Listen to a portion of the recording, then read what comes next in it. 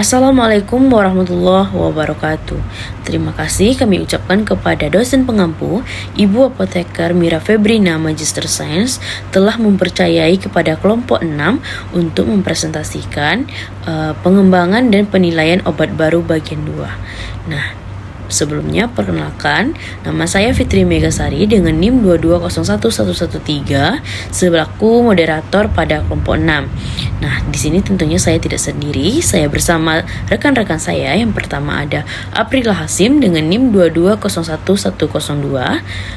Kemudian ada Irza Amelia dengan NIM 2201115. Kemudian ada Isti Nuraini dengan NIM 2201116. Ada Muhammad Yusuf Hanafia dengan NIM 2201123. Ada Vini Juliandi Almi dengan NIM 2201142. Dan yang terakhir ada Wardatil Farida dengan NIM 2201143. Baik, tanpa memperpanjang mukadimah, langsung saja kita masuk pada materi.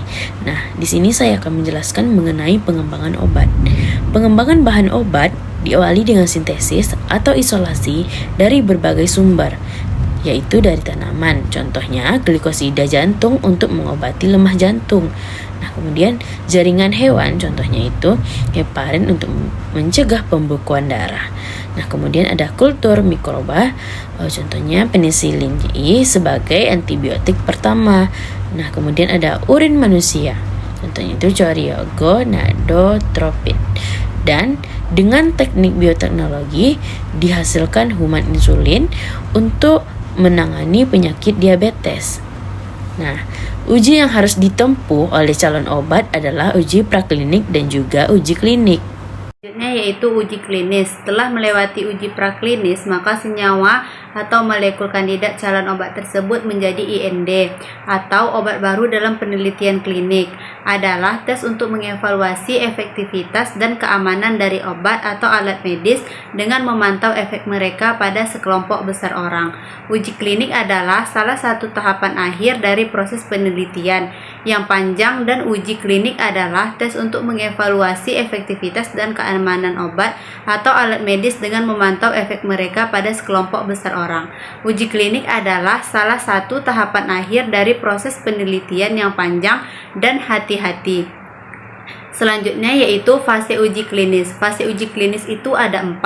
Yang fase pertama yaitu merupakan pengujian suatu obat untuk pertama kalinya pada manusia. Tujuan fase ini adalah menentukan besarnya dosis maksimal yang dapat toleransi, yakni dosis sebelum timbul efek toksik yang tidak dapat diterima.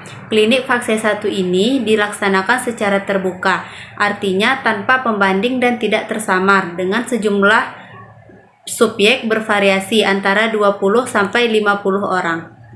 Selanjutnya fase 2, yang dimana pada fase ini calon obat diuji pada pasien tertentu sekitar 100-200 orang, kemudian diamati efikasi pada penyakit yang diobati. Yang diharapkan dari obat ini adalah mempunyai efek yang potensial dengan efek samping rendah atau tidak toksik. Kemudian yang fase ketiga yaitu melibatkan kelompok besar pasien. Di sini obat baru dibandingkan efek dan keamanannya terhadap obat pembanding yang sudah diketahui.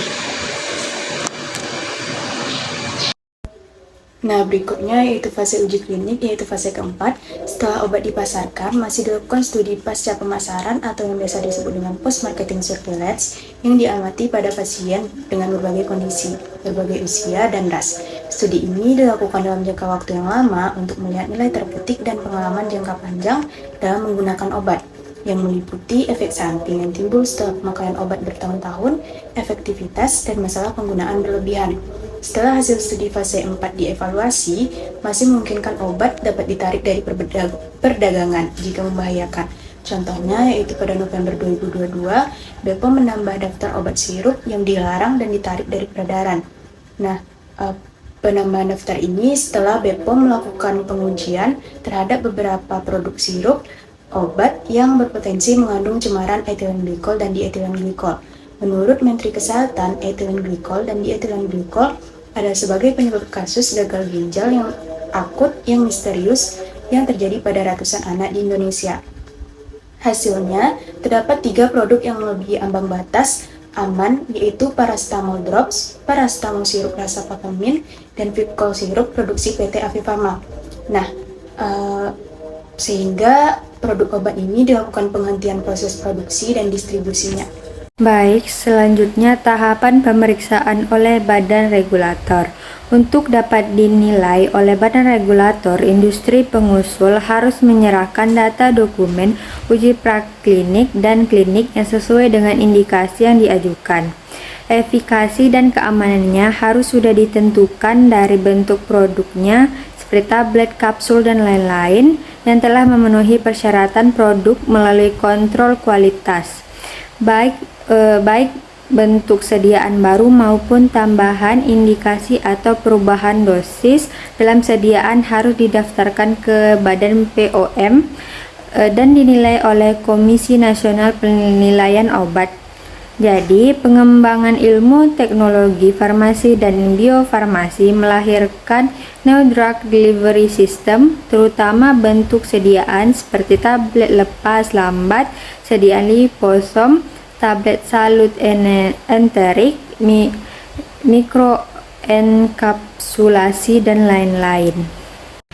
Selanjutnya, badan-badan pengatur nasional. Yang pertama itu dari Indonesia oleh Badan Pengawas Obat dan Makanan. Yang kedua dari Amerika Serikat oleh Food and Drug Administration. Yang ketiga dari Kanada oleh Health Canada. Dan yang keempat ada Inggris oleh Medicine and Healthcare Product Regulatory Agency.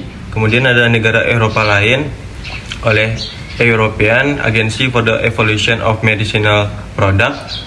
Kemudian ada dari Australia oleh Therapeutics Good Administration. Baik, selanjutnya ada post-marketing surveillance atau monitoring keamanan setelah pemasaran. Tahapan ini merupakan fase keempat pada uji klinis. Monitoring keamanan setelah pemasaran merupakan kegiatan pemantauan yang dilakukan oleh terhadap obat yang beredar, dilihat dari aspek keamanan, khasiat, dan mutu. Setelah obat dipasarkan, masih dilakukan studi pasca pemasaran, post-marketing surveillance, yang diamati pada pasien dengan berbagai kondisi, berbagai usia dan ras. Studi ini dilakukan dalam jangka waktu lama untuk melihat nilai terapeutik dan pengalaman jangka panjang dalam menggunakan obat. Itulah tadi hasil presentasi dari kelompok 6. Lebih dan kurangnya mohon dimaafkan. Kami ucapkan terima kasih. Sekian dari kelompok 6. Kami akhiri dengan wabillahi taufiq wal hidayah. Wassalamualaikum warahmatullahi wabarakatuh.